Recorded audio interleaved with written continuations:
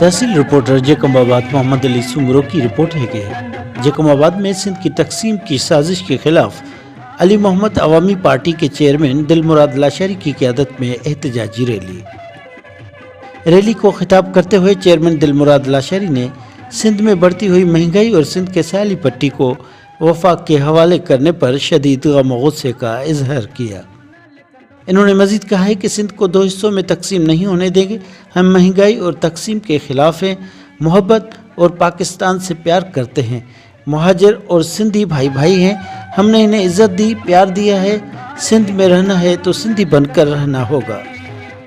मां सलाम पेश किया तो अजकल अली मोहम्मद अवामी पार्टी के दोस्तन के पाकिस्तान सिंध जे परंदड़ इशूदन ते अज जो असां जुमे जे ॾींहुं जैकबाबाद प्रेस क्लब के सामूं असां पंहिंजो एहतजाज रिकॉर्ड कराइण आया आहियूं, छो जो सिंध सां हर तरीक़े सां माटेली मां वारो सलूक कयो वञे थो। सिंध सां कॾहिं धारियुनि जी अलगरार आहे, कॾहिं हिते महाजरनि खे आबाद कयो वञे थो, कॾहिं हिते अॻवाननि खे आबाद कयो वञे थो, कॾहिं हिते बर्मिन खे आबाद कयो वञे थो, कॾहिं हिते बंगालियुनि खे आबाद कयो वञे थो। सिंध के मुख़्तलिफ़ तरीक़नि सां हर दौर में विढ़ियो वियो आहे। सिंध हज़ारनि सालनि पुरानी हिकिड़ी धरती आहे, 7000 साल पुरानी धरती आहे। तव्हां मुंहनि जो दड़ो वो तारीख़ गवाह ॾिए थो।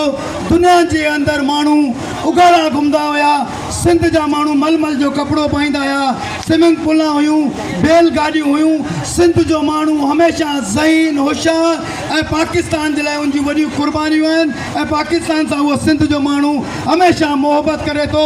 जीअं सिंध धरती सां मोहबत करे थो, उहे पंहिंजे वतन सां मोहबत करे थो। असां उर्दू ॻाल्हाईंदड़नि जे ख़िलाफ़ न आहियूं, उर्दू ॻाल्हाईंदड़ सभु असांजा भाइर आहिनि। सिर्फ़ु असां उन्हनि दहशतगर्दनि जे ख़िलाफ़ आहियूं जेके हमेशह उते महाजरनि जो बि रतु आयो आहे, पठाणनि जो रतु आयो अथऊं, बलोचनि जो रतु आयो अथऊं ऐं सिंधियुनि जो रतु आयो अथऊं। उन्हनि दहशतगर्दनि खे का ज़ात, का नसल, का वतन जी का उन्हनि खे न हूंदी आहे। उन्हनि खे सिर्फ़ु हिकिड़ी ॿाहिरि मुल्क इंडिया जा एजेंट हूंदा आहिनि। उहे मुल्क पाकिस्तान जे अंदरि वॾी दहशतगर्दी फैलाईंदा आहिनि।